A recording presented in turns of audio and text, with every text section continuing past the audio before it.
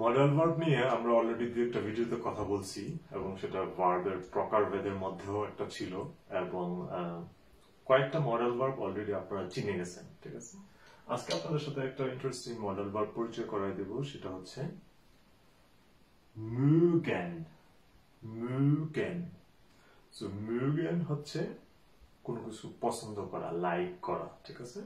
সেই এক্সপ্রেস ক্ষেত্রে আমি কোনো কিছু পছন্দ করি সেটা বলার জন্য এই যে পছন্দ করা সেটাই হচ্ছে, অথবা ভালো লাগা, বাংলায় দুইটাই হচ্ছে একই অর্থ বহন করে।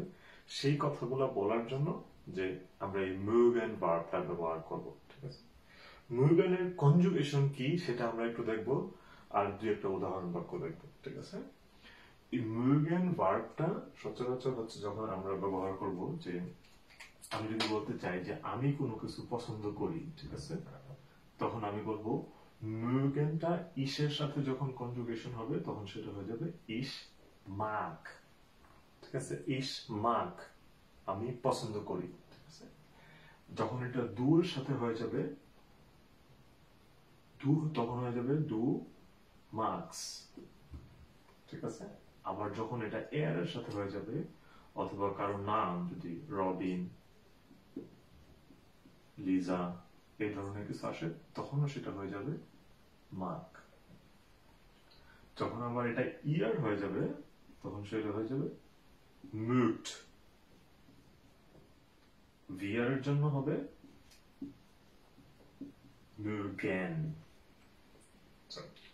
এটা হচ্ছে ফিক্স কনজুগেশন, এটা মুখস্থ করে নিতে হবে অন্যান্য মডেল ভার্বের মতোই।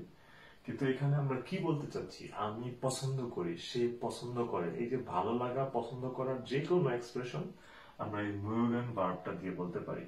আর আমি যদি একটা উদাহরণ বাক্য বলতে চাই, ফর এক্সাম্পল ধরেন যে রবিন ক্রিকেট খেলতে পছন্দ করে, তখন সেটা কি হবে, তখন সেটা হয়ে যাবে এরকম যে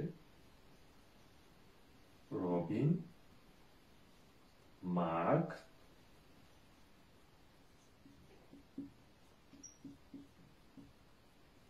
ক্রিকেট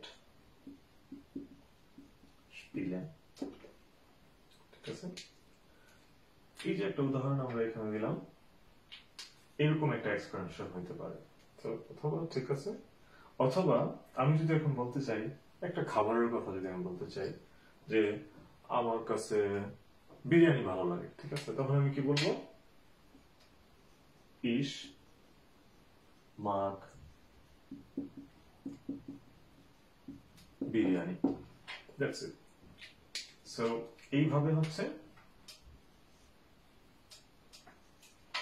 এইভাবে আমরা এই mögen ভার্বটাকে খুব সহজেই ব্যবহারে এনে আমাদের ভালো লাগার কথাগুলো বলতে পারি। যে কোনো জিনিস আমার পছন্দ হয়েছে, ভালো লাগছে, আমরা এই mögen ভার্বটা ব্যবহার করতে পারি। সো এই ভার্বটা প্র্যাকটিসে নিয়ে আসবেন, খুব সহজেই মনের ভাব প্রকাশ করতে পারবেন।